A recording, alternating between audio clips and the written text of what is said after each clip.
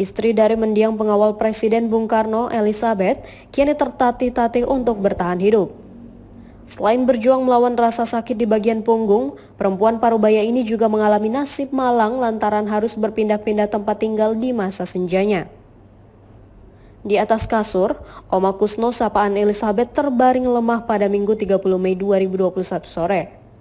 Punggungnya bersandar pada dinding kamar tidur, ia tak terlalu banyak bergerak.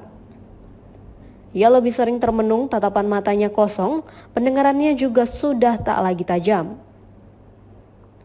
Cucunya Roland Anziano harus berkata dengan nada tinggi kepada si nenek setiap kali berbicara.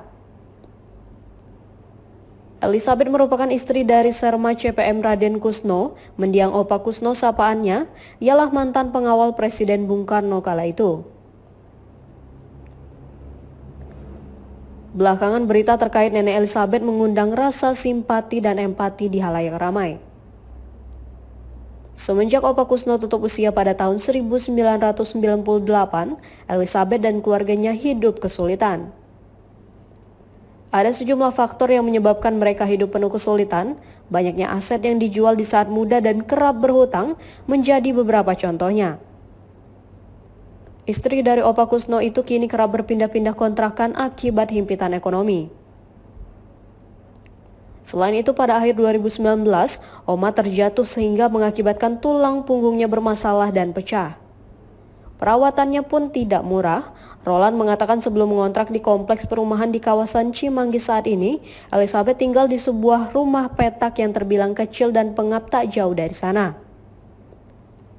Situasi pandemi COVID-19 turut berdampak bagi keluarga Elizabeth.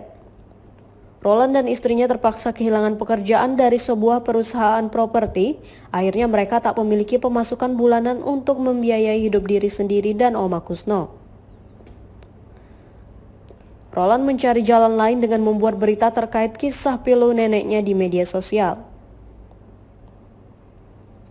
Upayanya berhasil menarik perhatian Kepala Staf Angkatan Darat, Jenderal TNI Andika Perkasa yang turut membantu biaya pengobatan punggung Elizabeth di Rumah Sakit Angkatan Darat. Oma Kusno pun dijemput dengan ambulans RI1, tak main-main pihak Angkatan Darat memberikan fasilitas tingkat atas kepada nenek tersebut. Ia dirawat selama 22 hari dengan didukung 12 dokter. Menteri Kesehatan saat itu Dr. Terawan menjadi salah satu tenaga kesehatan yang menanganinya. Selain bantuan dari Angkatan Darat, nenek Elizabeth pernah diberikan santunan sebanyak 50 juta rupiah oleh Presiden Jokowi melalui sekretaris pribadi Presiden. Salah seorang dermawan yang merasa prihatin dengan kondisi hidup Oma Kusno juga sempat menawarkan rumah kontrakan yang lebih layak. Setelah hidup selama 1 tahun di rumah petak, akhirnya Oma Kusno dan keluarga pindah berkat bantuan orang itu ke kompleks perumahan di kawasan Cimanggis, Depok pada tahun 2020. Dermawan itu yang membiayai kontrakan mereka selama 1 tahun dengan biaya 25 juta rupiah. Roland menyadari bantuan itu hanya bersifat sementara, uang itu lambat laun akan habis untuk kebutuhan hidup Oma Kusno, apalagi ia harus membayar biaya kontrakan tiap tahun.